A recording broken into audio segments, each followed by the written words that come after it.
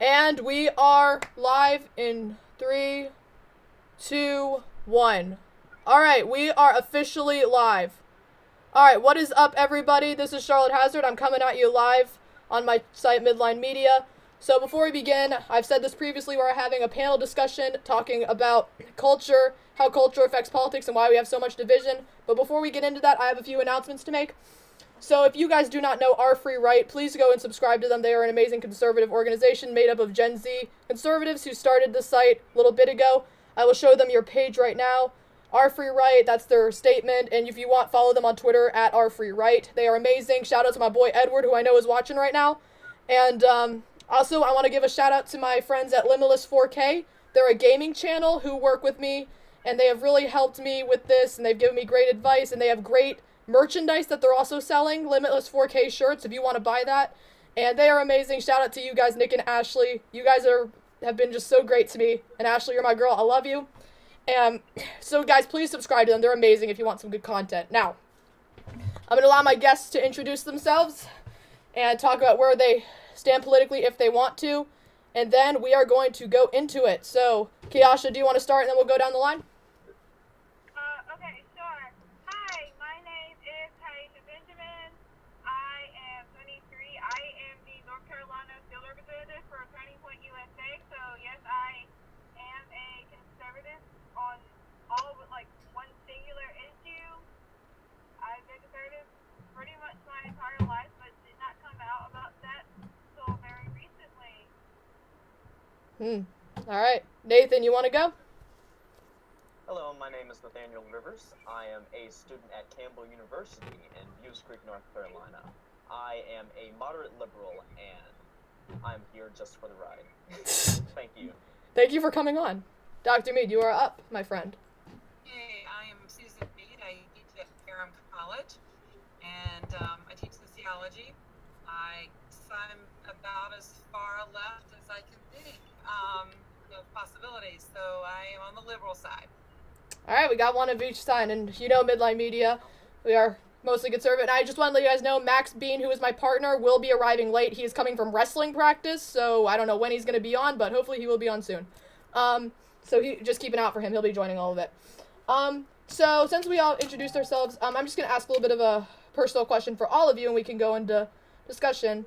This is what I've noticed, especially on social media.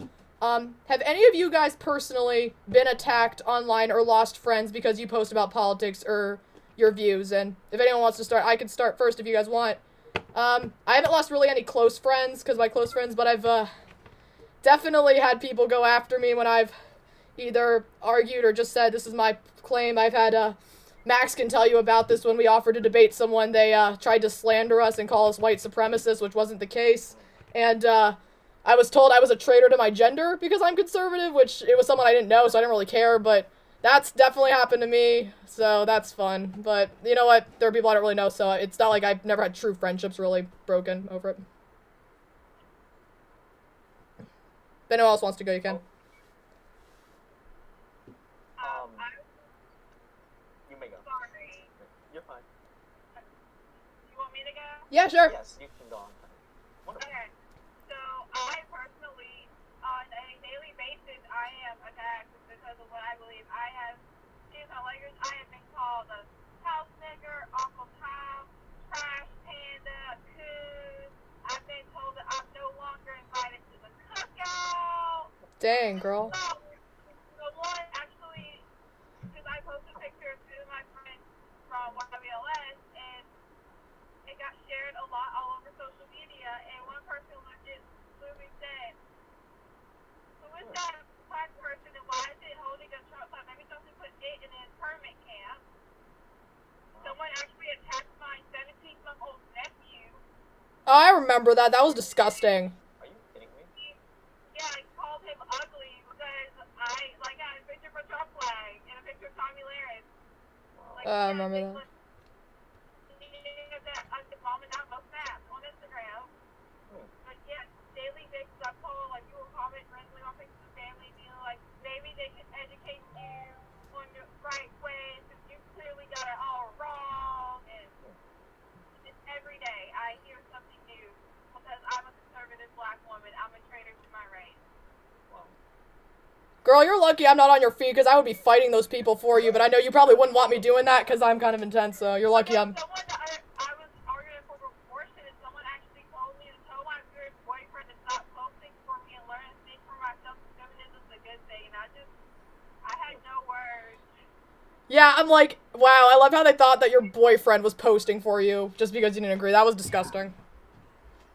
Nathan, you want to go? Well, I know Nathan's like a really chill guy, for those of you who don't know. He's so great. He's so calm. He's independent. I love, well, moderate liberal, but he's great. I can vent to him about anything. He just gives me wisdom whenever I'm upset, so thank you, Nathan. Oh no, thank you for at least letting me, vent a little bit, because personally I've never been truly attacked. I mean, of course, in conversations I've been, approached with, you're a liberal, or, that I'm not with the party exactly. Because my family is predominantly Democrat, and I decided to vote Libertarian sometimes here and there where I could, because personally I support the Libertarian Party, but there's Democrats and Republicans on both sides that have good arguments, but I've always made sure to at least hold my tongue where I can, but also, speak out when it's necessary on social media, because I think that's definitely a problem that at least the social media generation has, is that, we're so quick to jump to conclusions, jump to fight someone else, and, we really don't take into consideration what exactly we're talking about, and then next thing you know, that is on social media for God knows how long, and, it's really unfortunate how people are attacked for race, religion, party, and everything, and, I believe that that's, a very big reason as to why we're doing this podcast right here, is because, what's the use of fighting, So, that's just my 2 cents. Thank you. Well, hey, so I really enjoy posting on social media, on Facebook, I guess, is really all I use because I'm kind of ancient that way. But I love writing, and I love writing to open up conversation rather than close conversation. I really like to definitely express my thoughts, but try to do it in a way that is not hurtful and brings forth other people's ideas. Having said that, though, that's not always how I take it. I have learned there are probably a handful of people I won't comment pretty much ever on their feed because it's not going to end well. Because it's just people are trying to be hurtful rather than thankful. It feels like to me. Yeah. So, but I really enjoy banter back and forth. If we're trying to learn from one another, teach one another, I've definitely changed my mind on posts that people have done well, and they just, yeah, okay, that makes sense. It does feel good to have people agree with you, of course. But I don't like that idea of isolation, of our just hanging out with people that agree with us. I mean, Charlotte knows that I certainly don't hold my opinion back in class, but I'm very intrigued by other people's thoughts, and I hope I can be very supportive, even if I disagree with them from my viewpoint. I try to do that on social media as well. And I really work hard at crafting what I'm going to say. So I don't know if I'm successful, but that's what I try. Yeah, I agree. I apologize if my voice is bad. I'm literally recovering from a cold right now, so I apologize for that in advance. So I have a few questions I wrote down. Nathan, I know if you have some you wrote down. If anyone else has anything to contribute, you can, but if not, just listen in and jump in when you feel like it. So my question is, what do you guys think? How do you guys think, like, our like, media or mainstream media, do you think our, like, media has really contributed to our division? And anyone can go. I don't care. Big time? Yeah. Is that what you said? Okay. Oh my goodness. Yes, I like to actually say something on that. Go ahead. Personally, I listen to NPR and I watch CNN and Fox News at any chance that I can to at least the full story or what I can get from the full story. And I think that that's very, unfortunate that there's a lot of news sources out there that tend to demonize the other side for certain things, or pick out little mistakes, or even, positives or negatives of each side, and it goes into a whole inflammatory battle. So, Oh, I agree with you. yes, yes. I mean, just even like just looking at like the two big ones, looking at both Fox and CNN, like the way they report the same story is insane. Like even like CNN is nothing but Trump bashing, and even like a better example, the boys from Kentucky that Go were at the Covington. March for Life rally. I went on a whole rant about that on my Facebook feed. Before this whole story came out, I had to find out it was the black Israelites that were being disrespectful towards them. Yes, absolutely. And yet CNN has not apologized to those boys yet. They're getting There's not sued. been an apology. Good. That is flat out defamation. Like, No. you were calling these like boys, these minors to be killed. And hey, sending them death threats. They're 15 years old. My thing with that, Chaos, you saw it on my Facebook feed, and Nathan and I had a really good conversation about it. Yeah, you and I really talked. Well, I was basically saying, everyone jumped to conclusions. I basically said everybody was at fault in that situation, and they jumped too quickly. But apparently these kids have a lawyer, and they're suing the Washington Post for jumping. But have you noticed this? Every time someone says, I'm getting a lawyer, everyone starts apologizing and taking their tweets down.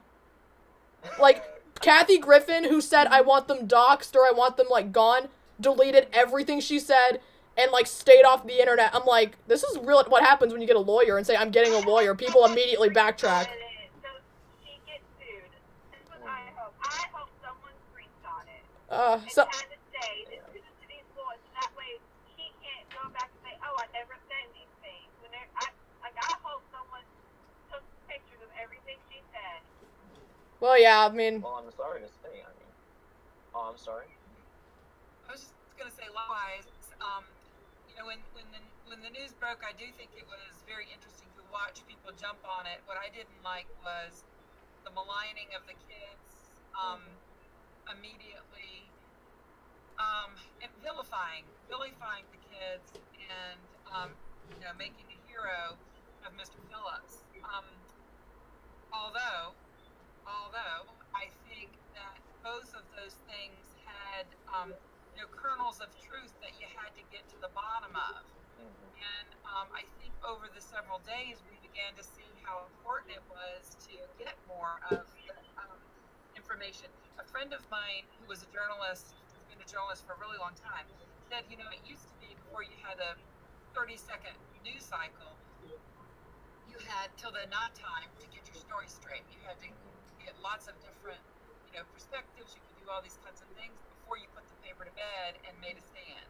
And that's, of course, not where we are. And over the last week and a half, 2 weeks, we have seen a number of these kinds of stories go bad this way. But what I think is really important is then to do the investigation ourselves and try to understand. Of course, all we have is the news media to look at, or if you have other sources. But I think it's really important to try to understand the good, the bad, the middle of each of the entities. So you had at least 3 or 4 entities in that particular situation. And then I think it also was important that, as we pointed out, when some people said, never has a group of people been maligned like this, I was really happy that it was also pointed out how horribly the kids from Parkland, Florida, had been maligned and been treated incredibly badly when they were trying to do what they believed was right.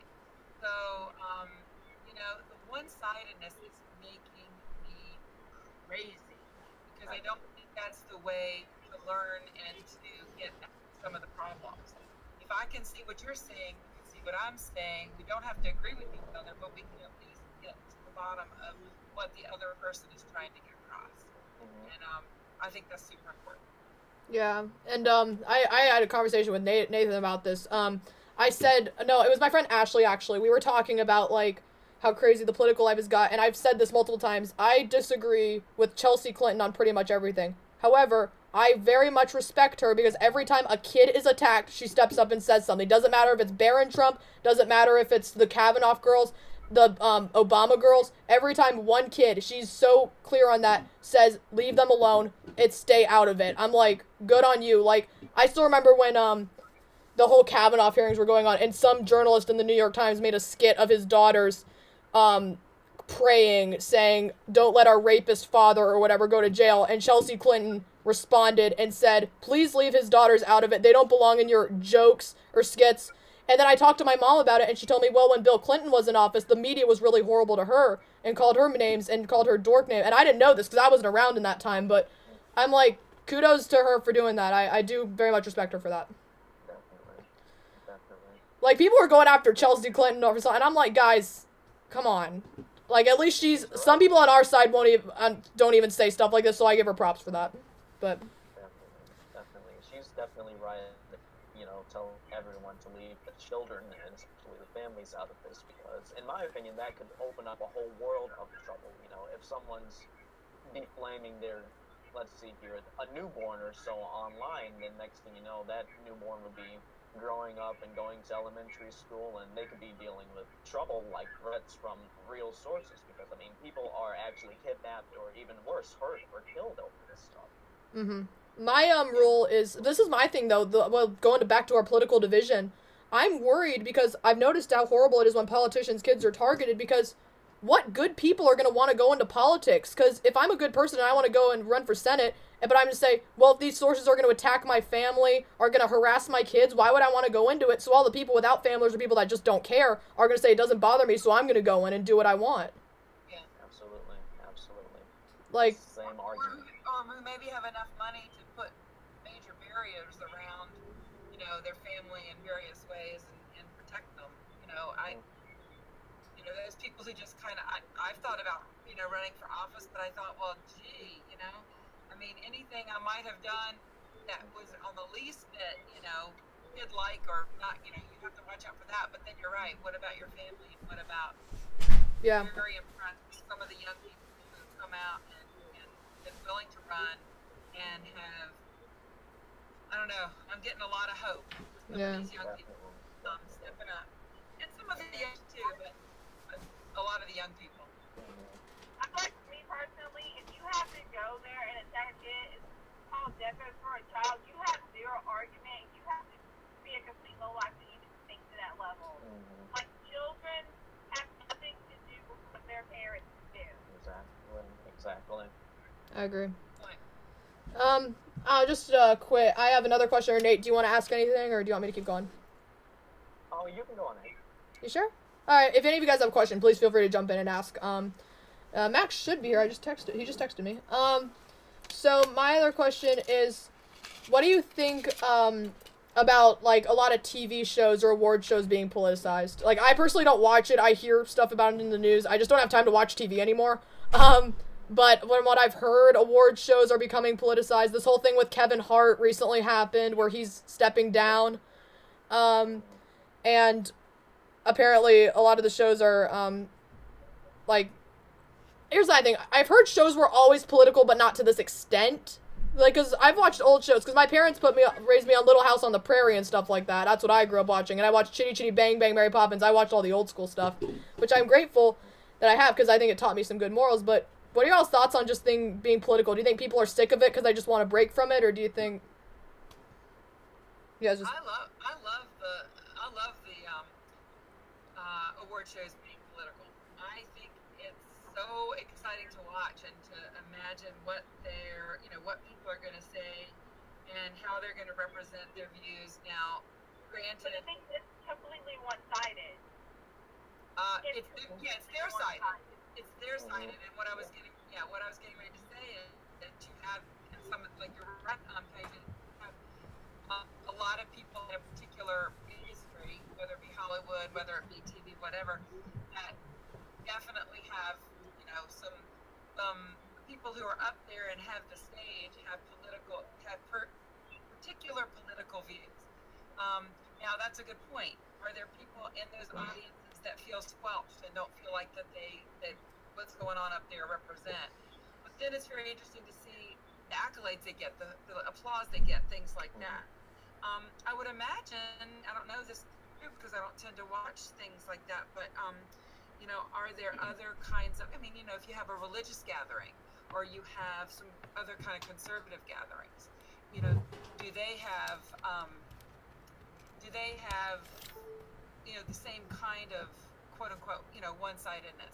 That'd be important to compare those two, right? Because they're different industries, they're different social groupings, and so it'd be interesting to do some research on that. But you're right. It seems like they're kind of mono perspectives.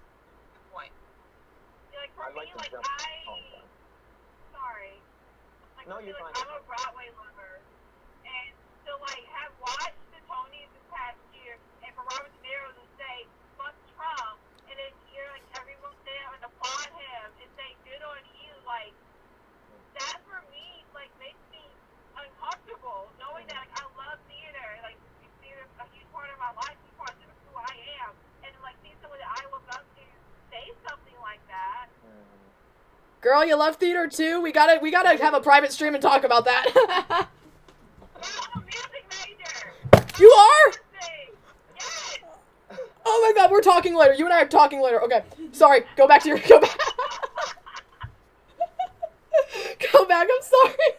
Oh my.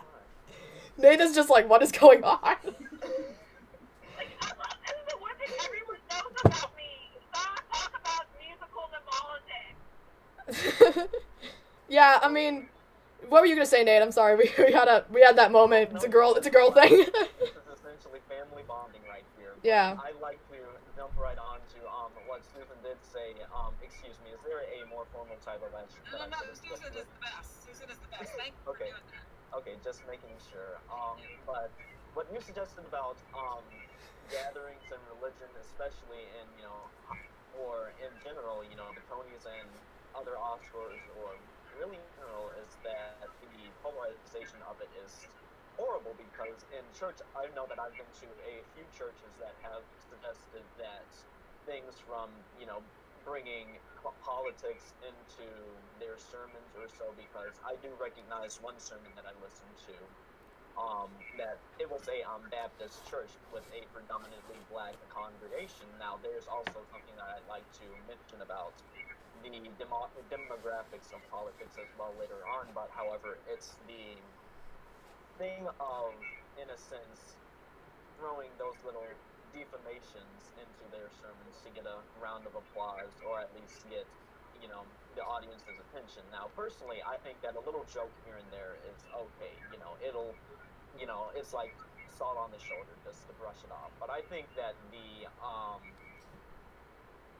sort of deviation from, I'd say, things that we should be talking about on a platform like that, such as civil rights, equal treatment, and defending, you know, people who are harmed in public, and such as LGBT black rights, and etc. And then there's the sort of excuse me, I'm just running in a little like loophole. No, keep going. But that's basically it. Like, you know, you have a platform like that, and you could use it for so much greater than, you know, as Kiasha, you've mentioned, you know, just that fuck Trump. That's, you know, 2 words, and, you know, you're getting an applause from that. You could have, you know, said something like, defend the innocent, or something like that, even as cliche as that sounds. Nah, dude, oh, go on, Kash, I'm sorry. No, you're fine. That was my little thing about it. But then, what were you going to say, Charlotte? What I was gonna say is, this is kind of a fun thing, but, we were talking about how political award shows have become, and there was this, YouTuber, YourMovieSucks.org, he's a Canadian YouTuber reviewer, and he was watching American reality TV, and it's just so funny to see the reactions, and Jimmy Kimmel was doing the award show or something, and he just kept making all these jokes about Trump, and the Canadians who were watching were like, man, it's like, if I hear one, it's like, we should have a drinking game and take a shot every time they say the word Trump and see how long it takes for us to die.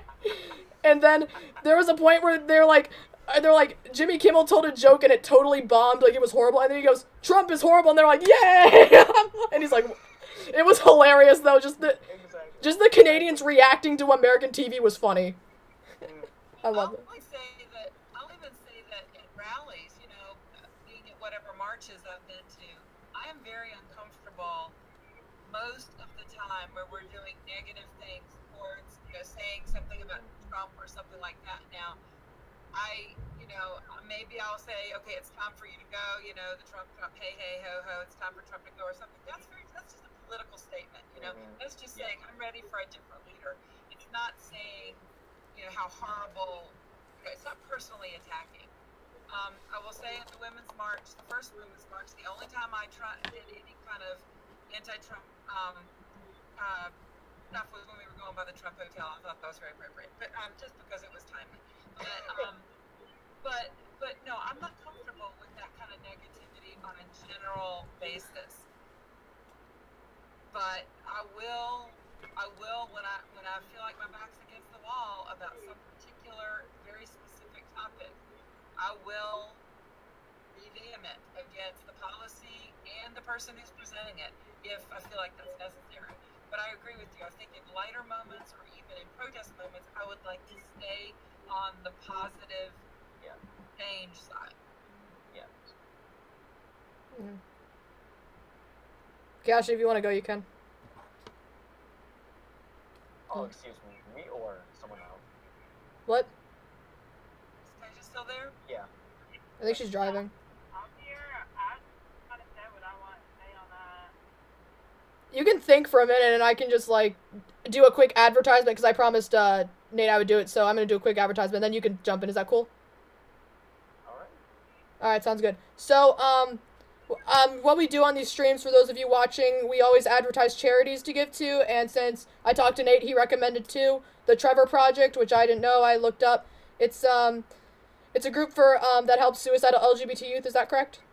So, if you guys want to go and donate to them, that's awesome, and if you guys also can donate to the Alzheimer's Association, that's another one that's close to a lot of us. I personally lost my grandmother to Alzheimer's, so I know how hard that is on a family, and we really do want to find a cure for that because it is really rough. So if you guys just want to donate to the Alzheimer's Association or the Trevor Project, that would just be amazing because they need some donations, and they're both for really good causes. So if you guys find it in your heart to log on, give a little bit of money, every bit helps out. That would be great. Awesome. Good job. Hey, so that was totally improvised too. Oh no, that is okay. That is wonderful. Cash, you ready to respond or no? One sec. I have a question. Okay. I don't know if it's specifically just like talking about tonight, but I think it's also kind of a very, kind of especially considering like what's happened in the past week.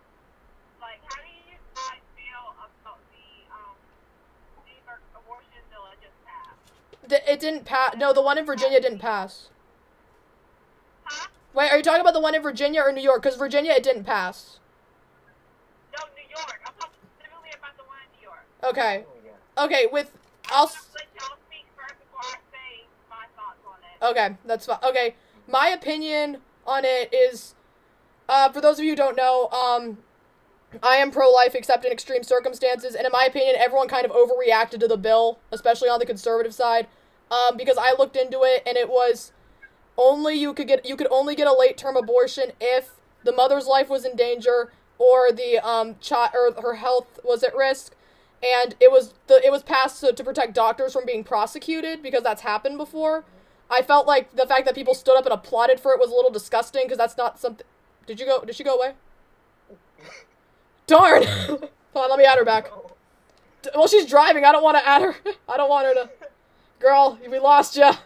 Oh my. Okay. Well, I mean, hopefully she's driving safe because, good lord. I know that your thoughts can, get you onto the side of the road sometimes, but... Yeah, I mean, I don't... As long as she's safe, I don't... Well, Max should be coming on. I don't know where he is, but okay. It's probably just connection's really bad. But yeah, I feel like everyone overreacted to it, and no one really looked into it like we were talking about, like, media outrage. But yeah, I think it's a little messed up. I'm mixed on it, but however, I didn't agree with how everybody immediately started posting about what it really was, and then I actually looked into it, and I was like, that's really not the case, but... And that's exactly what we've been talking about. Yeah. Really, over the last 2 to 3 weeks, people are just reacting like without knowing much at all. I'm just kind of over that. And see, personally, that's a perfect, example of what exactly we're talking about right here. Because I mean, like you said, everyone's so quick to jump on. Oh, she's back. Jump on this side, jump on that side, and then next thing you know, I even read one article on it, and I was, by the end of the article, lost. I don't even know what exactly this bill says. All I know is that everyone's mad. That was me too. I was like, okay. Absolutely, and I think that is the, excuse my language here, but I think that is the sheer ignorance that is causing this outrage, because no one really knows the full story until they actually look at the bill itself, and until those bills are leaked online, we really don't know what it's going to say unless we refer to different media outlets, or if it's been published online. I'm not quite sure if the bill itself has been published.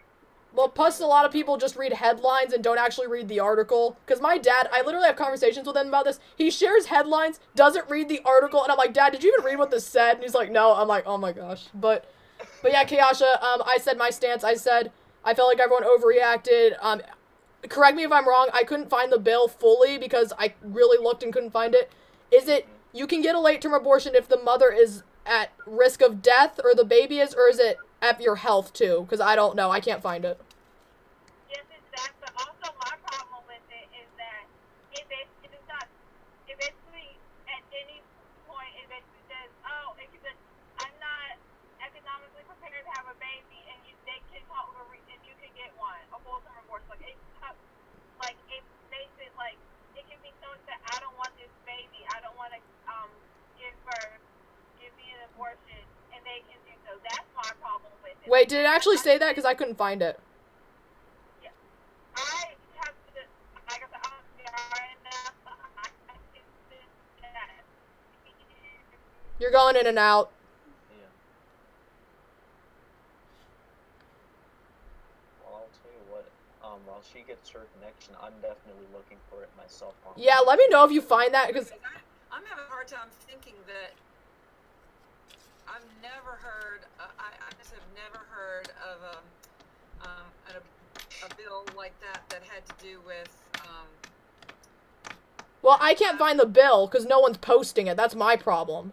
Well, it's got to be if an actual bill, it's got to be in the on the state legislative site. It should be, yeah. Like, my thing too. Okay, I was mad about the Virginia bill. I thought that was ridiculous. I was very ashamed of our governor and how he said that. I thought that was disgusting. But, yeah, the New York, Kayasha, you back? Can we hear you? Or is your connection still out? Yeah, let me text her real quick. Maximus, where are you at? Yeah, it should be. I don't know. Just don't read don't read articles and don't read the headline. So many people I know just read the headline and they're like, this is right. I'm like, did you even read it? Sure, yeah. Yeah. Oh my goodness, absolutely. Yeah, hold on. I'm like, we're all trying to find this bill right now. And I think that's also another problem. This is what it says. It says. Like, how long is it? The law also addresses. I don't have the exact words, but I'm just reading late-term aborts under New York's Reproductive Health Act. They can be performed after 24 weeks if the fetus is not viable or when necessary to protect the life of the mother. And I see nothing about, ability to pay or financial stature or anything like that. I don't know. I haven't heard that. I mean, there may be a loophole that allows it. I'm not sure. But I don't know. I mean, having been somebody who has had children and been faced with what it means as a personal choice, I personally have never taken that route. But I think it's super important to put ourselves in somebody else's shoes in all the complexities that they're facing, and I would not presume to suggest that certain people shouldn't have their choices. That's just who I am, and I'm talking about on all sides of that issue. Whether they feel like they need to go to a crisis pregnancy clinic and then work to be able to bring the child to term. That's I'm all about people having informed choices. Mm. So I think we should have informed choices as we make judgments on other people as well. My thing is that, like, so I have a really good friend named Josh, and he really taught me how to debate. Like, love him, he's great. My thing is, like, because I consider myself pro-life, my thing is, conservatives do not know how to argue abortion at all, and I will bluntly say that about my side. We just don't know how. So, my friend, Josh, who gave a really good argument, in my opinion, he and I talked. He's actually Jewish, and he told me, when he debates abortion, because he's very pro-life, he said, I never bring the fact that I'm religious into the argument, because that has nothing to do with it. He said, you need to have a secular argument when you're debating this. So, his secular argument, which I thought was good, the biological definition of life is anything that's growing. So he says, I place emphasis on life as soon as life is conceived. So he said, the real abortion argument is, when do we place value on life? That's where we have the disagreement. And he said, I think agrees at conception. However, I never bring my religion into it, because that has nothing to do with the argument. Which I was like, dang. Right. But whose life is the question, I guess, and I'm not going to debate, but I think that's an important piece as well. And some of the memes recently. Oh, the memes. Have, they're too extreme. But they talk about you care about this life in utero, but you aren't doing anything for this life, of a child that might be separated from their parents or whatever. I think those are apples of the fringes. I think really important points for us to consider. Does that make sense? I mean, so if we could put ourselves in the shoes of these situations, the life of the mother, the life of all those things, and realize that, oh my gosh, the hardest decision people make. I mean, what I think, my stance on pro-life is probably never going to change, but my thing is, like, I think our schools need to do a better job at teaching sex education, so you don't have to be in that situation. Because I don't know, I survived the horrible public school system, and they don't know what they're talking about. But I think it also comes down to, like, instilling morals back into society, and unfortunately we haven't. Like, a lot of shows, I had a really good conversation with a friend of mine, and we talked about how there's a lot of disappearance of, tradition and, like, family from television, which is what people watch, or on Netflix. And, like, when I grew up, I watched a lot of 90s shows, because I had older cousins that grew up in the 90s, so I watched, like, Boy Meets World, Full House, like I said, Little House on the Prairie.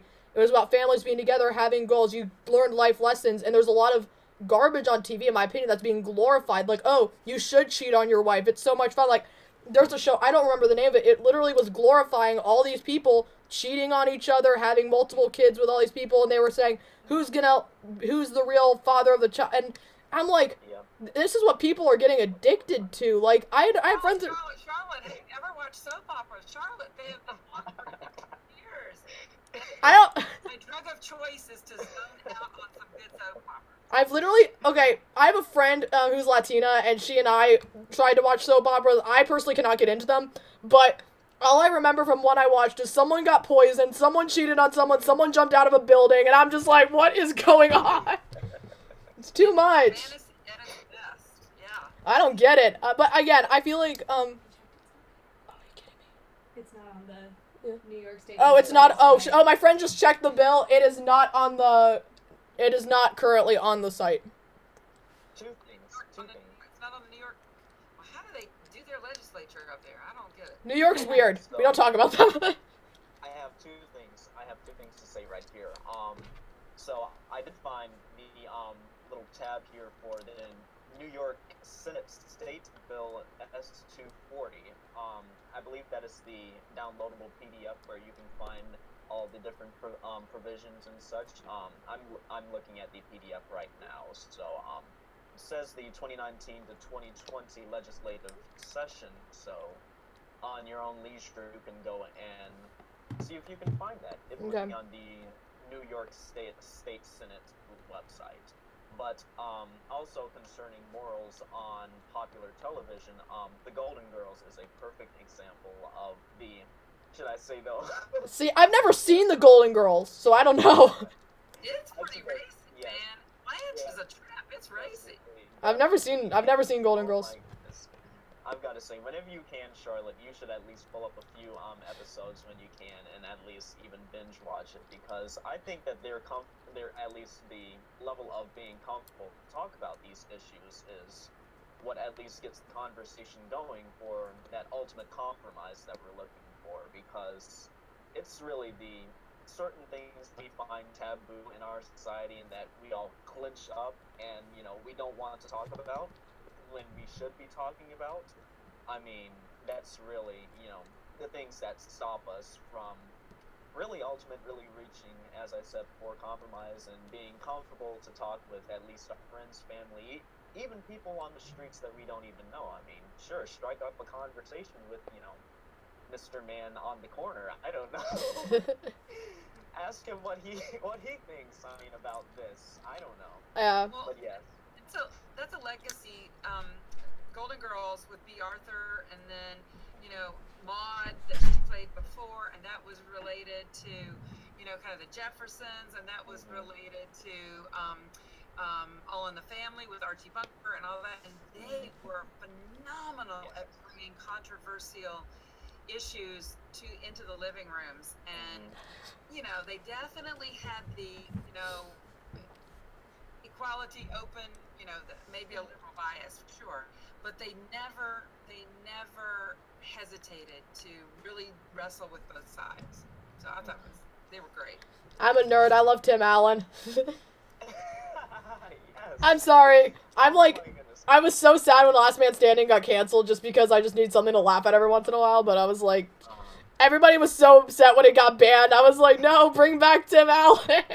He was like no, this is actually pretty funny. So, there was someone online, it was so dumb. They didn't know Tim Allen was a conservative. I mean, have you watched his show? He's the man. He used to have a show called, what was it? Home Improvement? Wasn't that what it was called? Yes. Okay. Yes. He was on Home Improvement. He has Last Man Standing. He's the hunter. He's the guy that builds things. And he apparently posted something. I don't think it was pro-Trump. It was just conservative. And this woman went off. She was like, I'm burning all my Buzz Lightyear toys. I'm burning, like, all his movies. I'm like, why? Tim Allen's already made money off of you. Like, that's my thing. I hate it when people burn their stuff. Like, when people were burning Nikes, when people were burning Taylor Swift stuff. Like, why? They already made money off of you. Just don't, if you want to boycott, don't buy it. But why would you burn it? That just doesn't make sense. They already made money off of you. What are you going to do? Take it back for a refund? I don't know. Oh my What are you going to At do? least, here's your money back. Some people, I hate that. They're like, look at me, guys. I'm burning all my stuff. Look out. I'm making a stand. I'm like, okay. And see, that also goes into the issue of what exactly are they standing against, because, there's liberalism and then there's being progressive, because I think that's like two different stances right there, because, I mean, you could be a conservative but also be progressive, like I said, for civil rights. You could be progressive for civil rights for all, but, I mean, there's still, of course, the conservative and the liberal out views of it, but I think that's, a division of at least which, side you're looking at. Yeah, hey, Max, what's up, my man? Hello. Hey, guys, for those of you who don't know, this is my partner in crime, the guy who started Midline Media with me, and I'm seeing your hair right now.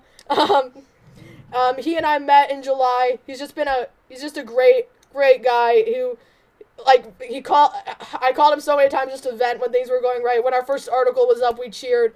Max, welcome to the party. Great to have you on. This is Dr. Meach. He's one of my old professors. This is my friend Nate, who's the independent, and Kayasha lost connection. I don't know when she's coming back, but welcome to the show. How was wrestling? Nice to meet you. Yes, you as well. How was wrestling, my friend? It was tough, but I finally got up. 5 seconds after I got back. Thank you. So we were just talking about, like, values in TV and how it might be affecting culture, how a lot of bad things I think in my opinion are being glorified on TV. But I wanted to switch it up. I just have a question for you guys, and we can all take turns answering this. Max, if you want to start, since you're here. What do you guys think about the Kevin Hart controversy when he was going to host And they said since you made a joke years ago, even Ellen came out and supported him, but he refused to because he said it was like an attack on his character. Max, you want to go first? What do you think of that situation? Oh boy, wow. Alright. 10 seconds in, here we go. I would say, alright, he's a comedian. His job is to just make jokes. Okay, the kind of jokes he makes are sort of dependent on the audience. He chooses jokes that work and jokes that don't work, and the reception of these jokes and him using them is sort of based on the audience. And him saying, oh man, I don't want to gain sun. Of course, this was made probably without the foreknowledge or forethought that it would have this kind of impact in the future. So it's a joke that he made the joke, yeah, but he didn't know it would have the effects it did. You can't really fault him for that. Just a start. Yeah. Well, I'll just say something because I don't know. I didn't follow it as closely. At the beginning I did, but something that comes to my mind is, didn't everybody always know that happened before they invited him? Much like, didn't everybody know who Angela Davis was before they invited her to, receive the award? And they diss her. I mean, I feel like people are like in some kind of cave that they don't know what people have done before. Goes exactly to what we were saying before about making judgments on social media too quickly. Where's the research? I mean, where's the due diligence of people investigating things and knowing things before they invite people or before they, you take the good and the, you research it, you take the good and the bad, you say, this is the choice we've made. If you decide to make a different things, fine, but I don't know. This is my problem with it, though, is that he made the joke like 8 years ago, and someone dug up, it said tweet surfaced the other day, so that meant someone had to have gone through his Twitter feed, and this is like, he made it 8 years ago. He tweets like 37 times a day or a week, so someone had to have sat there and scrolled for a really long time until they found this joke. So when he went on Ellen and said, this is an attack against my character, I agree with him. I'm like, because who would sit there and say, oh, remember when you did this? Because here's the thing. It was 8 years ago, so it would have been 2010, because this happened in 2018, I think. No, 2011, 2010, around that time. And it was a joke. He's a comedian. And he apologized for the joke, literally, I think in 2012, and then it was done. And then when he said, I'm not going to apologize because I already apologized for it, it still wouldn't go away. And the next day, he ended up saying, you know what, I'm backing out of doing this because there's so many great artists and I don't want my controversy to override their glory. And then when Ellen said, no, you should do it, he said, no, this is an attack against my character. And what made me really mad was when Don Lemon bashed him, saying, like, you, like, aren't a true friend. We want a real apology. I'm like, what do you classify as a real apology, though? Like, first of all, he said he apologized, years ago, which, I don't really follow Kevin Hart that much, but I'm like, the fact that somebody would do that and sit and scroll, knowing that people aren't gonna do research just to slander him, I thought that was disgusting. Yeah, I mean, imagine it. It's 3 a.m. You got this guy scrolling through Kevin Hart's tweets. Oh, he finds his tweet. He's like, finally. Found it. Oh, finally. But it was a big... Right, and that's the problem, right? I mean, if it's all about nailing somebody, if it's all about destroying somebody, and it's not really about the conversation and the controversy, the opportunity to debate, but it's about destroying somebody, I am tired of that stuff. I am, I mean, there's some people I wouldn't mind getting out of my life and getting out of, the world politics, but I don't really think that destroying them as people is the way to go. But my thing, like, I had a conversation with my friend, if you guys know Family Guy, I don't watch the show, I personally think it's garbage, but, I'm sorry, I just wasn't really allowed to watch it, so then when I watched it on my own, I was like, wow, I don't like this, but they said we're taking all gay jokes out of our show, and there was mixed reviews on that, And people were saying, well, the reason we watch Family Guy is because it's really offensive and it offends anybody, so how come certain people don't get that treatment? And again, it's not something I follow because I just don't like the show, but the only show I think now that still really offends people on both sides is South Park, because they just make fun of everyone and don't care. But I don't watch South Park either, but I've seen a few episodes, but I'm like, oh. My kids used to love that stuff, and I couldn't stand it, and they and their dad would just joke about these things, and because exactly what you're saying, the put downs of human beings, I just think is so unhelpful. And so, yeah, I didn't like it. They all thought it was hilarious. I was like, oh, leave me alone. I gotta. Well, my thing is like, but should you be in trouble for saying stuff like that? Like, when they're saying we're taking it out, like, if you know the premise of Family Guy, I'm just looking at this in a really interesting way. If they're willing to make fun of everyone, my friend gave me an interesting perspective. I'm not sure if I fully agree with it, but he had a pretty good point. He said, if you're not going to make jokes about one group of people, because they took Apu, the character out of The Simpsons, who was the Indian guy, and they said, but the whole show is based on stereotypes, so if you're going to eliminate one stereotype, then what's the point of keeping all these other stereotypes around? Like, if you're going to eliminate making jokes about gay people, why are you going to eliminate making jokes about men, women, kids? Are you going to eliminate those jokes too? Like, why is the standard there? That's what I had a problem with. Now, going back to Kevin Hart, I would like to say, however, that he definitely should have watched what he, posted like everyone should, but I mean, because that's what we were talking about earlier. Whatever goes on to social media is uploaded to the cloud and it stays there forever. But I mean, it's a joke. It's honestly a joke, and I think that, the lack of thick skin that people have today is crazy. Like, you're watching a TV show, what are you going to do? Scream at the television? But I mean, of course, there's like a difference between, someone on a comedy show making a joke versus, I don't know, Hitler giving him a speech or something, just as a crazy example, excuse me, but I think that that's the, really that proves, that people really need to step back and look at it, Is it a joke? Is it discrimination? Is it this or that? And so, definitely, it's the media pushback as well, how quick the media is to scroll through years and years of information and years of text to find one single little tweet and then saying, hey, you did this 10 years ago.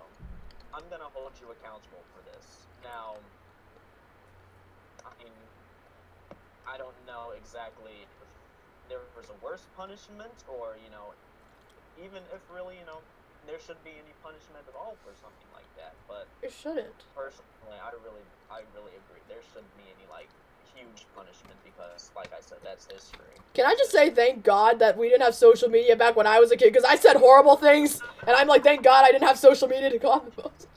Well, I'll tell you, and you've heard me say this probably, Charlotte. I can't remember if I talked about it in that class, but I used to watch, Live at the Apollo and BET stuff, and I had to stop doing it because the jokes, that felt internalized racism to me, I just couldn't watch it. Now that's, Wonder Bread White Girl, watching, an ethnically important show. So it maybe is not my place, but, and then the joke, the thing I always told my classes is that when my kids were little, they couldn't make jokes if they were going, the only way they could make jokes is if it was still funny when they put, a little white kid that lives in the middle of, the woods like we did, if it was still a funny joke, because it wasn't a status joke, it wasn't about some person because of their humanness and who they were and their race or their ethnicity or their gender or blonde or whatever. I wasn't allowing those kinds of jokes to be told. But, funny is funny, but if you're doing it at the expense of somebody's characteristics, I had a hard time with that. So I didn't allow that with my kids. But, I know it's all for, it's all for a buck and it's all for laughs. So we probably have to take it with a grain of salt. But if it perpetuates pain, I think that's problematic. Well, my thing though is that there's different areas of humor. There's dark humor that people really like. I'm into some of it. If I'm with my friends, we tell a lot of dark humor just because we can. But my thing is like, are you really gonna like punish someone for doing that like in their? Because I don't know. My mom told me about shows that were on back in the day and how like Seinfeld, she said, was one of the most, like, politically incorrect shows ever, and I watched a few episodes, I think it's hilarious, I think Seinfeld's very funny, but, she said, how they, I lost my train of thought, but, I don't know, my thing is humor is meant not to be taken seriously. If you want to tell dark humor, if that's your thing, do it. My thing is, you should be able to tell dark humor. That's fine. You shouldn't get in trouble for that. My other thing is, though, if you're with people and you know it's going to offend them and you make the joke, then I'm like, okay, that's messed up. But if you want to just tell really messed up humor in your free time, that's fine. But my thing is, if you know it's going to offend someone that you know personally and you make that joke, then yeah, that's where I'm like, do you really need to do that? Now, let me throw a very controversial opinion, and I want to hear your response for it. So, Wait, everyone's? yes, absolutely, everyone's. Alright. Now, Bring it on, bro. definitely, wait before I finish this sentence to jump on it. So, like as we've been talking about, there is no reverse racism. Racism is racism. I'm just going to say, if someone's going to be offended for telling a black joke, and then it's okay to tell a white joke, or if someone tells a straight joke, but it's okay to tell a gay joke. I mean, it's all the same. It's, there's really, no sort of difference between racism, sexism, and such. There's no, like, category of it and such that at least I, as a black male, would like to say that I really don't see any difference in racism. Racism is racism. Yeah, yeah, go ahead, Max. Sorry, I'm trying to get it on my computer. You can do it on your phone, we don't mind. My phone is horrible at this. Terribly sorry. You're good. But yeah, let me know when you get it. Yeah, but, so what do you want me to respond to? Because I think I agree with you. If there's any, like, positive feedback, negative feedback, what exactly you think about it. My thing is, if you're good, because in the world of humor, what I've noticed specifically, this is just TV shows I grew up watching. The father of the kids was always made fun of. It was like he wasn't like, he was a wimp. They always made fun of how he wasn't really manly, and they kind of mocked that he was like a dude. And I'm like, okay, whatever, but my thing is, if you're gonna have a specific kind of humor, you should be able to make fun of everyone equally, because if you just give special treatment to one group in comedy, then what's the point? Like, personally, I love Seinfeld humor because I just thought it was hilarious, but if you really watch some old Seinfeld episodes, they are harsh on everyone. They make fun of every single person, every single religion, and just go at it, and I kind of like that, because I'm like, they're not afraid to just go at everyone. They don't make special exceptions, so that's just my opinion, but Yeah, they gotta make fun of everybody, or you make fun of nobody. You can't have any sort of arbitrary boundaries. Like, hey, we can't go after midgets. Come on. Alright, okay. That's a very weird line to set, but sure. I mean, it's an example, of course, but, I mean, boundaries are boundaries. Sometimes, it's hard to know when you're going too far. Audience, jokes are all about context. like, have you ever seen Chris Rock stand up? Chris Rock stand up is full blown. He's provocative. No, I was watching Chris Rock's 90s stand up with 3 of my friends, and we were all losing it because of how, like, crazy he was being. He was saying, like, he was talking about interracial dating, he was talking about gays, he was talking about Christians, he was going at everyone, and I was like, I just realized if some adult walked in and heard us listening to this, we'd all probably be in so much trouble right now. But yeah, if you really listen to, like, 90s or Chris Rock stand-up, the humor was just different back then. Anyone else want to make a comment?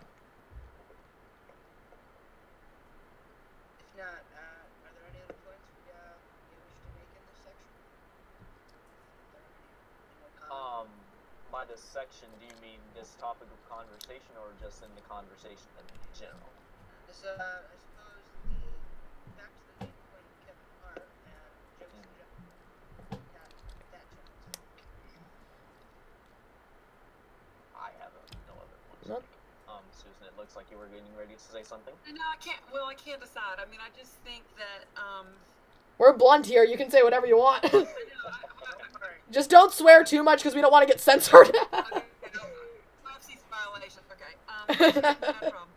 No, I do think that, the sticks and stones and words may never, they won't hurt me. I think they do. And I think what you said about context is really important. And I think there's our intent, and then there's what's received. And I think that's really super important in all the things that we do on the social media that we're talking about, on the different things. And I think we are responsible for thinking about what is received. It may not be that we should be vilified for if something is taken in a particular way, but I think we should be held responsible for understanding what kind of impact symbols that we use, or words that we use, or jokes that we tell. Or I think that's important, because if we're not, then we're not being empathetic, and we're not, or empathic even. We're not holding us up as human beings that are vulnerable. And I think that's appropriate. But should I, be tiptoeing through everything? And I kind of do that a lot, because I've got a place of power that I don't want to have as a place of power. And in terms of being a professor, I don't enjoy that role at all. But I do think that it's important to understand. I think we can challenge each other, but also nurture each other. That's sort of, I guess, where I'm coming from. Yeah, another thing though too is this is just my opinion, but am I the only one who thinks if you don't like a show, then don't watch it? Like, I think it's so stupid when parents try to get shows cut off the air, sign petitions. I'm like, there's a thing called a remote. No one's forcing you to watch this. Like, I remember Good Luck Charlie when that was on. That was like my generation. Like, someone made like there was a gay parent or something in it, and so many people got mad, signed petitions, and I'm like, you do realize you don't need to watch this show. Like, same with what was it, that comedian who got in trouble for making a joke about a Nazi. They tried to get his show banned. They said, we're gonna get ready. I'm like, no one is forcing you to watch these shows. Just don't watch it. Like, no, yeah, like there was a guy in the UK, I forgot his name. I wish I should pull this article up, but my thing is, like, if we're going into hate speech, I'll gladly talk about this, but there was a guy in the UK who was going to make a show, and it was a really messed up show. It was, like, pretty racist, and they were going to ban him and say you're not allowed to do this on air, but instead the public broadcasting station said, no, we're going to let you go on for one episode, and it worked in his favor because people saw how horrible this show was, and he lost all his money. He ended up not getting another episode, and because of the public outrage that happened, and because so many people were against it, it didn't work for him. So, it just shows that if there's really horrible things that people are doing and you just let these idiots talk, then most people, sane people, in my opinion, are going to be like, wow, this is stupid, let's not spend our money on this, let's not let our kids watch this. And the guy's life was, like, basically, I don't know if it was ruined, but he's never going to be able to work in TV anymore. He's never going to get a job in that industry again. Do you know the name of the show at least? No, I don't. My friend sent me a link on it, but it was, like, a few months ago, so I'll have to pull it up, but it was in the UK. I remember it was in the UK. But then I think about, when we were talking about news earlier, I mean, I think about the responsibility that people who purport to be serious commentators, and then they're spewing forth things that I think and we're talking on whatever sides, we talked about, what happened in the last few weeks, that, spewing things that are going to incite people to be hurtful or to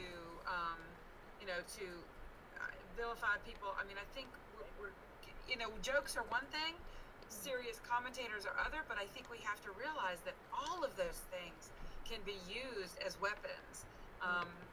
And I'm just really afraid of where we're going with that kind of thing, where we're just making everything so narrow and we're not looking at the breadth. of who people are and what they stand for, I think we're in real trouble. So, yeah. What do you mean, like, in trouble? Like commentators such as, like political commentators? Well, yeah, and I don't know. If they're just trying to go for their point, and it's like, there's this thing called rule of economy, right? That if new information comes, we ignore it because it doesn't fit with our world perspective and it doesn't fit with the point we're trying to put across. So, maybe what you were talking about, I don't know about what Don Lemon said, but sometimes I just think that, people have got a road that they're going to be on, and that's kind of where they're going to go, and they're not going to go far afield from it. And I guess I worry more about that with even politicians who will not stray from whatever thing they decided had to be their line, and you could not convince them with a bucket full of data because they have no concern about what the truth is. They only have concern about what their line of attack is and their sound bites. And I'm not talking about any particular ones. I'm talking about them all. I'm pretty disgusted with all of them right now. My thing is, yeah, I agree with you. My thing too is what I've noticed, a lot of politicians, I hate to sound really stereotypical, play politics because they know if they cave on one thing, their voters are not going to vote for them. And the other side is saying, well, I can't cave on this issue, otherwise my voters won't vote for me. So they're basically not even doing what's good for the good of the people because they want to get reelected. Yeah, and that makes me, I'm so disgusted by that. I can't tell you. Partially pride, partially confirmation bias. Exactly. All of the above. Very good point. Now, there's 2 points, again, that I'd like to make.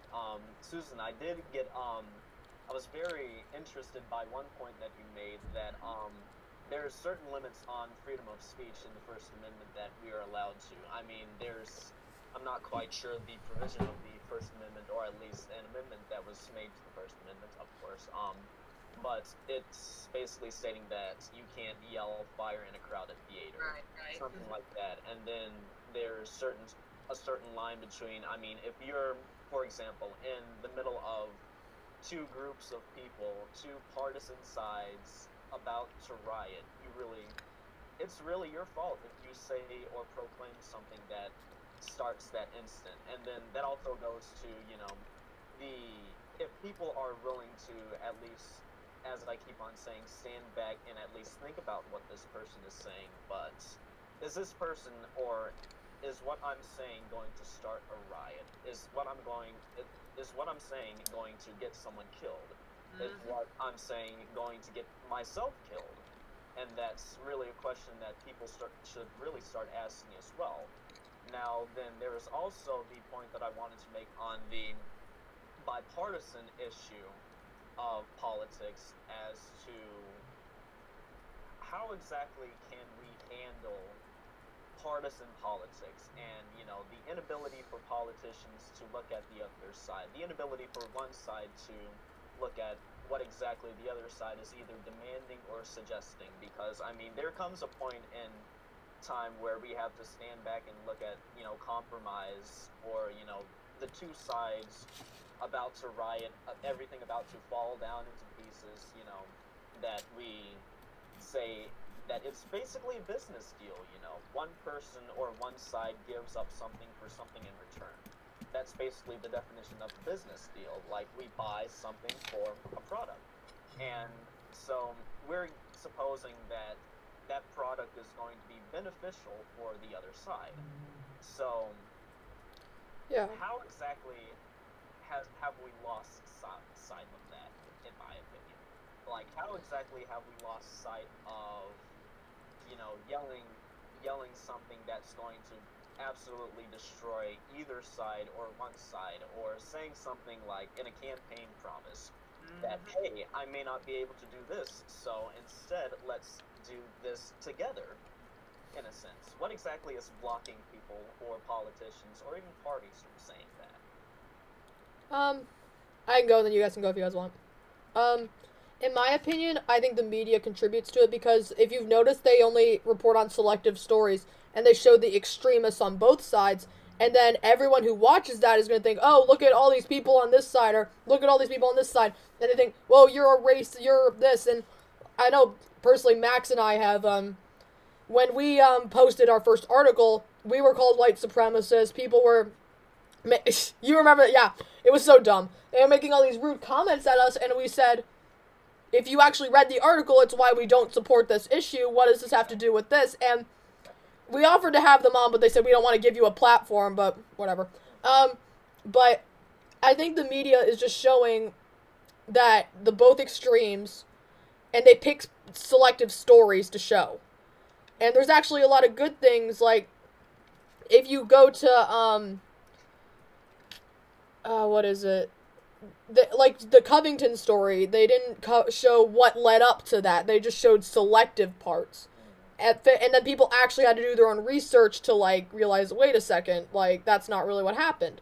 So my thing is, if the media would actually stop doing that and just report the facts and then have commentary late at night when people don't care to watch it or if they want to watch it, I think that would definitely help. Because if people are watching our media now, they're going to think the other side's, like, the evil or something. Go ahead. Oh, alright. I would just say that there are several instances of just plotting an us versus them mentality. Exactly. Is with just, here is our side, that is their side. We are enemies. We have to win the fight. And that compromise is shown as it could be construed as a sign of weakness. Yeah. Maybe Yeah. like two warring tribes. Yeah. Mm-hmm. Compromise are weak. We will destroy you. And even if you try to talk to the other side, they're like, how dare you? You've abandoned us. You're done. Bye. No.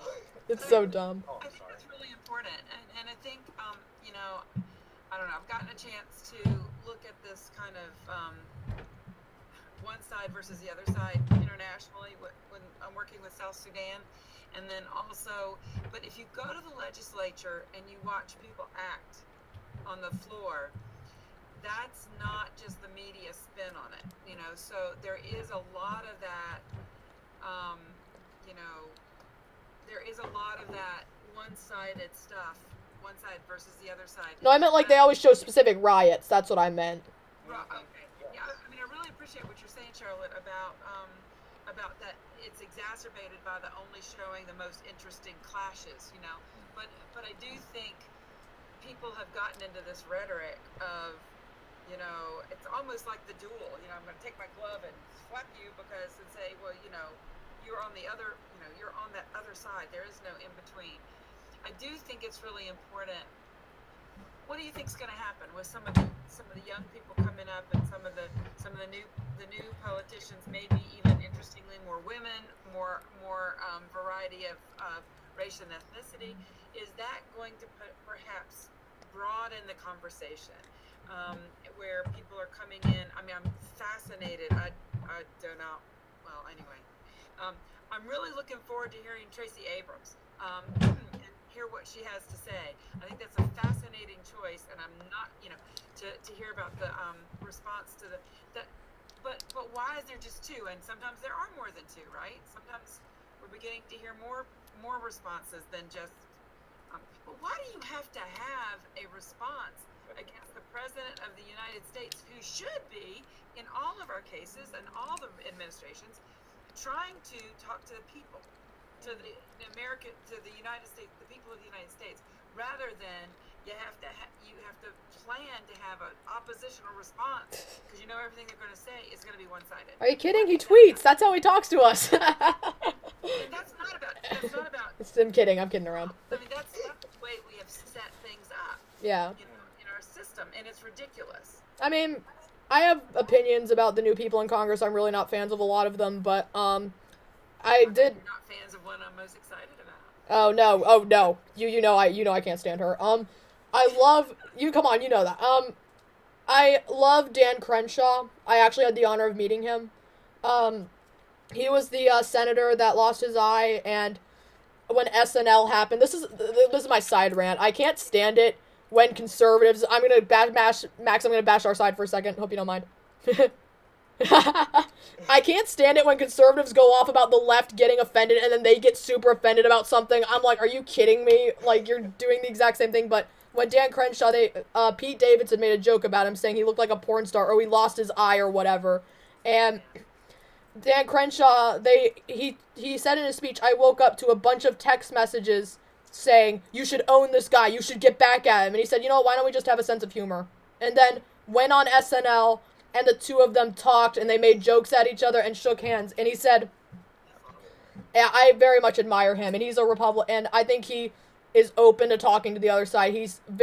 I got to shake his hand, and he said in his speech, instead of saying, thank you for your service to a veteran, say never forget, because he said it bridges a gap between the two people, and that was amazing. And I remember we were in line to meet him, and we shook hands, and I said, he asked me my name, and I said, yeah, and then as soon as I was about to leave, he's like, Charlotte, and I'm like, yeah, and he goes, never forget, and I'm like, never forget, sir.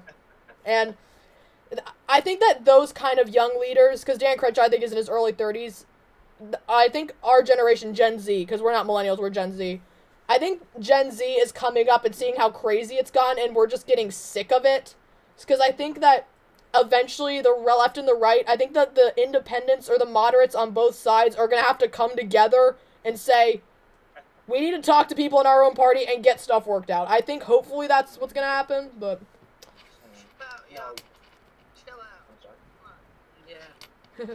I was going to say that you're exactly right. Each one of you have really suggested that it's an absolute, issue that our society is dealing with, at least the silent majority.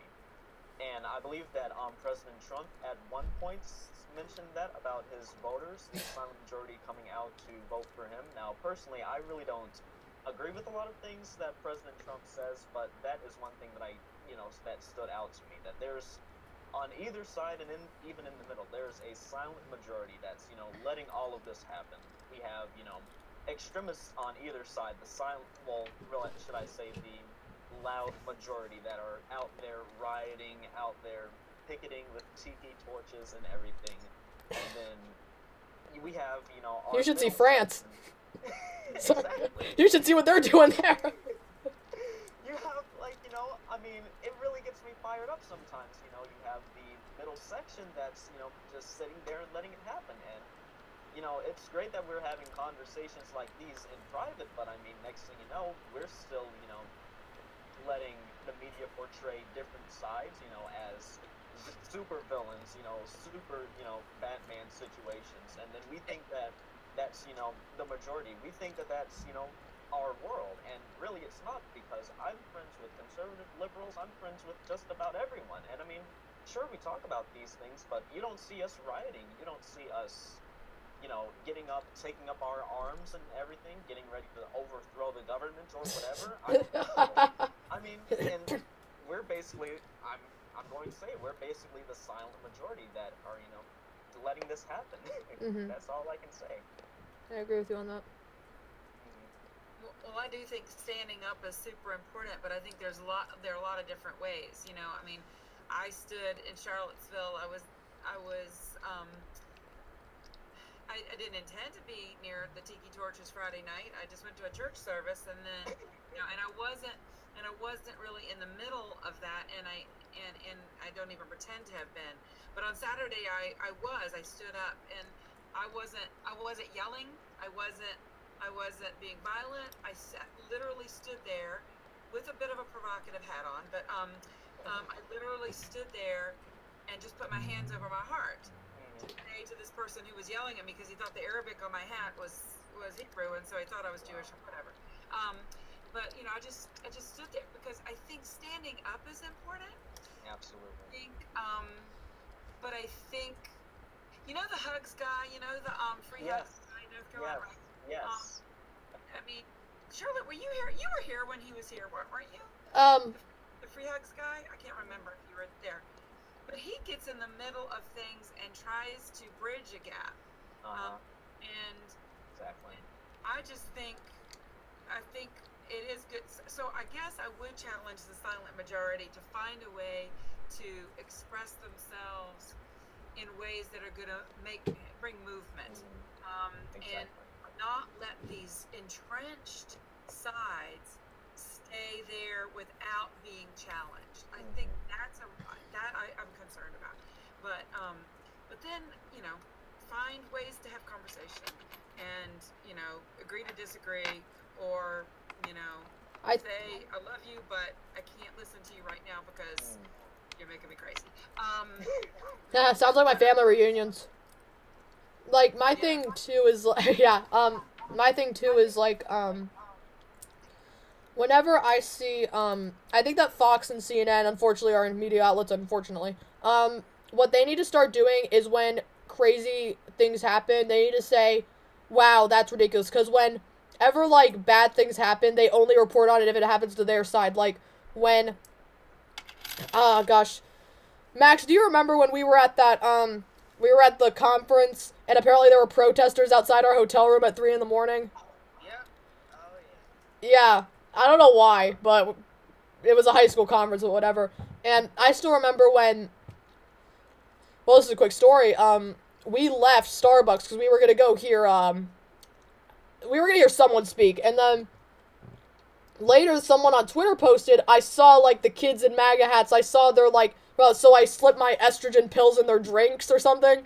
And they, like, said they, like, put pills in, like, everyone's drink. And then a bunch of people started reporting this person to, like, get fired. I don't know if they got fired or not, but they deleted their account right after they got reported. But, and when, Ted Cruz was chased out of that restaurant when Sarah Sanders was, CNN never said anything about it. And I'm like, I didn't even see it. yeah, exactly. The only reason I know about it is because, like, I follow certain sources that report on that stuff. But my thing is, like, same with Fox. If something bad happens on the right, they need to report on it too. On the left, I mean. So, just to show, hey, we condemn this. This isn't right.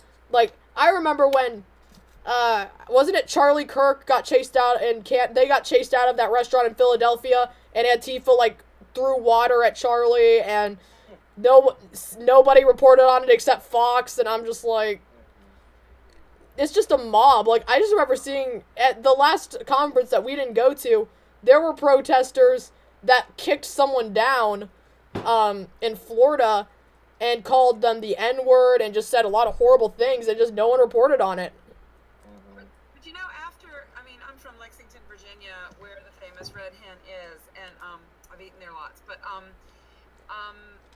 before and since. But what was really interesting about that, you know, the death threats against the restaurants in Lexington, even if they had no affiliation, it was very interesting. But what was really interesting was when we went by, when Corey Stewart and the bikers and stuff were coming by, we went by just to be a presence, and there were some excellent conversations happening. Now, there were also some real, you know, ugliness happening, but sorry about this, I gotta, but there were excellent conversations happening where people were, you know, getting down to some so there are opportunities, right, to maybe not bridge all the gaps, but at least stand side by side and have a conversation that you wouldn't have had before. So, you know, and I wore my provocative hat again. You know, this time with a red hen symbol on. It was all good. But you know, even having something that somebody asked you about, not somebody yells at you about, but somebody asked you about, that opens up opportunities for going a little deeper. And I really appreciate those opportunities. Well, if we want to close this out, we should just ask questions on why we believe what we believe if we want. Like, just to have a decent convo. So that'd be cool. So, if you guys I'll ask Nate, you can ask someone else today, and we can all ask why we believe what we believe. So, Nate, I'll ask you, because, you know, why do you, I'm sorry, I'm laughing, I don't know why I'm laughing. Why do you identify as a moderate liberal, or, why do you have the beliefs that you have?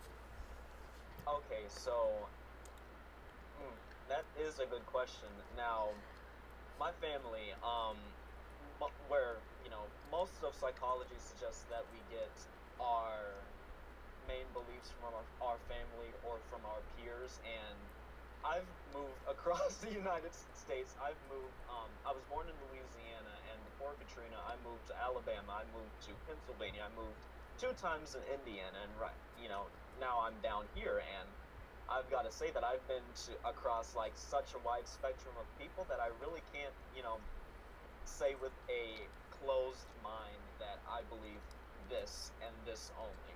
Yeah. And I believe that's really why I try to look at life and opinion with a very open mind. I'm very open to what, I don't know, Miss Mary Lou over here says versus, John over there. I mean, I'm going to listen to whatever each one of them have to say. It doesn't matter if they're conservative or if they're liberal. And I mean, I think that also goes back to when I mentioned that there's a difference between being liberal and being progressive. Now, personally, I think with my story at least, that there's reasons why I'm by default liberal, because there's some conservative principles that I can't exactly apply to. And then there's some liberal principles where I really can't apply to as well, and that's why I'm on exactly moderate first, and then liberal after that in my interpretation or in my being. So that's my explanation of my story. All right. That's a good answer. Good. Thank you. Thank you. Now you feel free to ask any of us anything. Okay. This is a reciprocal. Excuse me. Let's see here, Max. I don't know too much about you. I'm going to throw this question at you as well. How about your standing? Yeah, sure thing. I agree with your point that most of our beliefs come from our families. Being that I did just get here like, I don't know, an hour ago, it makes sense that I'm basically a complete stranger to the rest of you. Yeah, who are you? I was born Love you, Max. small town. My parents were big conservatives, and they identify as constitutionalists first, conservative second, Republican third. But I was raised with big conservative values. My dad works like 3 jobs. Lovely brother. Let's see.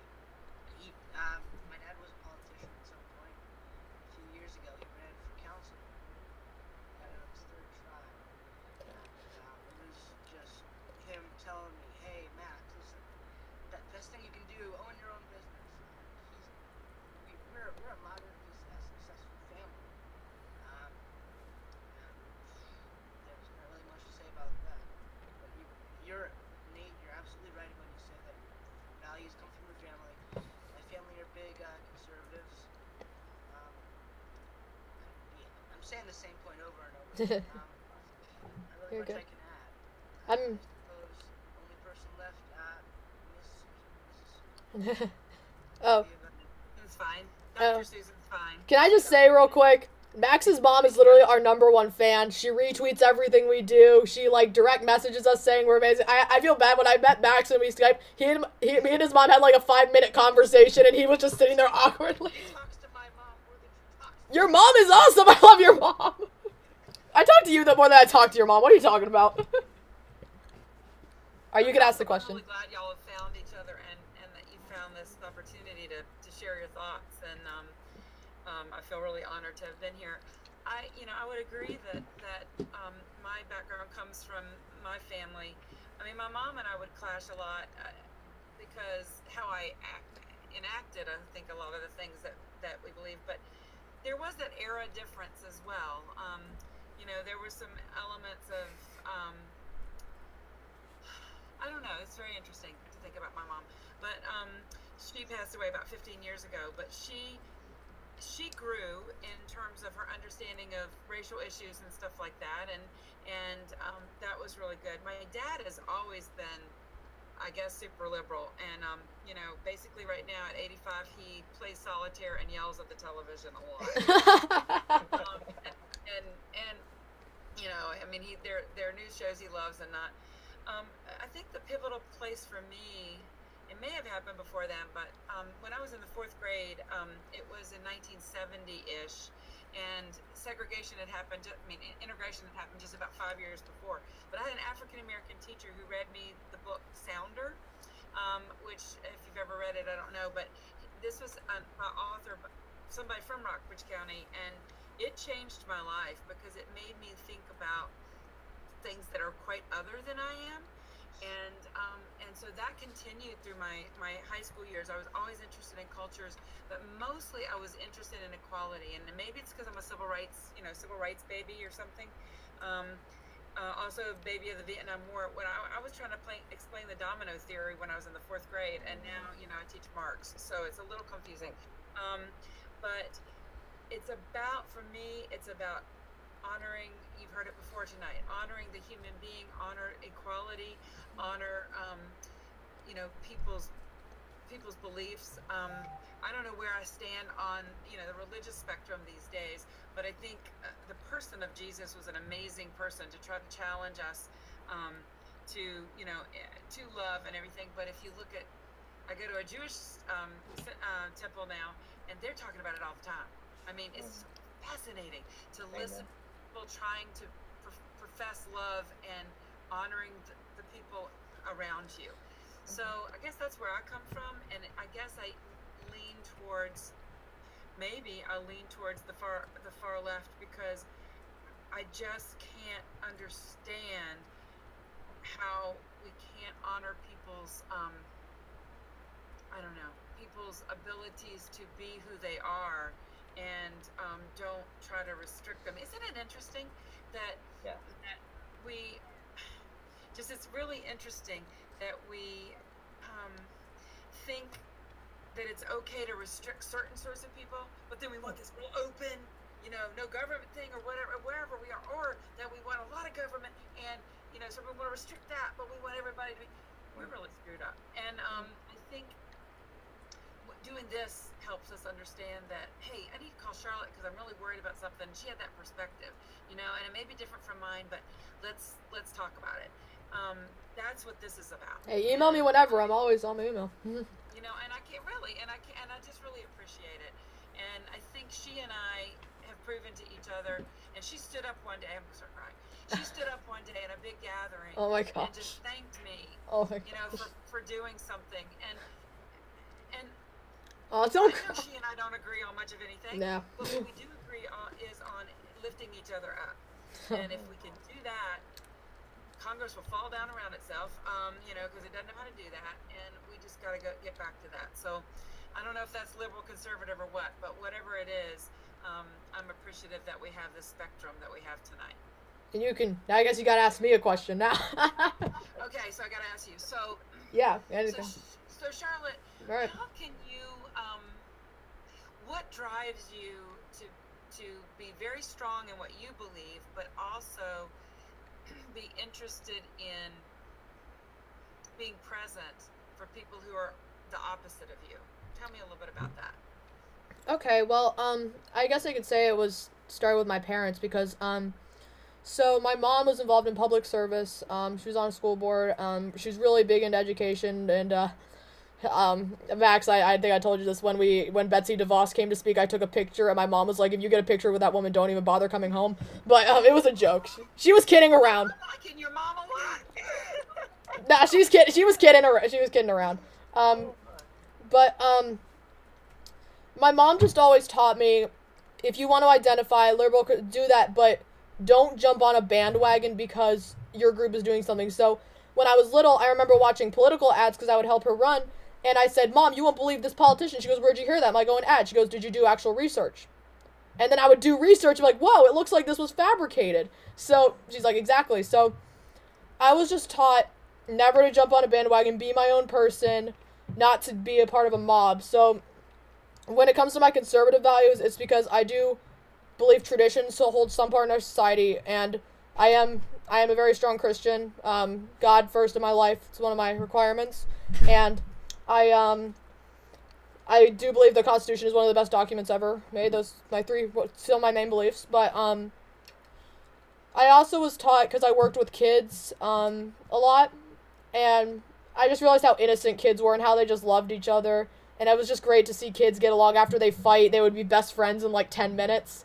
And that just really inspired me to be, you know what, even if someone disagrees with me, or even if someone is hurt who I don't agree with, like, like, the thing I can't stand is whenever, like, Nikki Haley, who is one of my biggest idols, she asked us, Max, you remember this, when she said, how many of you guys have posted something to own the other side? And a bunch of people raised their hands, and she said, now tell me what kind of leadership that is. What are you really doing when you do that? Are you building bridges or are you burning them? And that just really got to me, because a lot of people joy when their opponents make a mistake. They're like, yes, this person messed up. Yes, now we can do this to them. Like, I say this all the time with AOC. I strongly disagree with her, but I can't stand it when people pick up everything she does, because that doesn't make us look good. So, and I've called people out on it on social media for saying, I'm like, guys, you need to stop doing this. Like, one, it's not nice, and two, it doesn't make us look any better. So I'm pretty careful. Again, it's just how I was raised. I was raised around kids. I was just never taught to rejoice when someone I didn't like messed up. That's just not how I was raised, and I feel like if I did that, that would just be bad on my name, and I do take my name seriously. So. Good answer. Good answer. Good answer. Definitely. I would like to make a statement right there.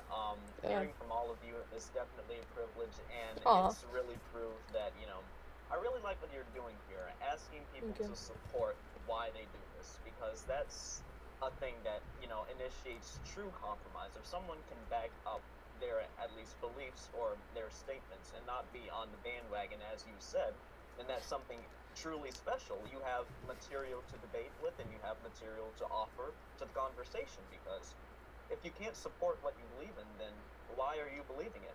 You can't even answer that question. Mm-hmm. Definitely.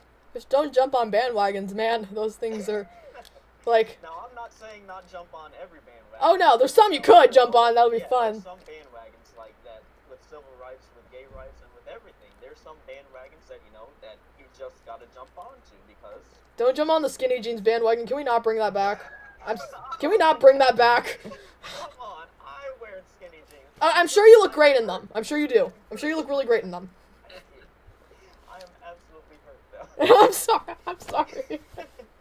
You're fine, thank you. And, I also recommend this. Read books. A quote I saw once, it was like, the wise man I know reads more than he speaks, thinks more than he speaks. I'm reading a really great book now by another one of my idols, Dr. Ben Carson, about the Constitution, and now he's writing a book about his life, and if I shake his hand one day, I might cry, because I really do admire him. And just make sure your idols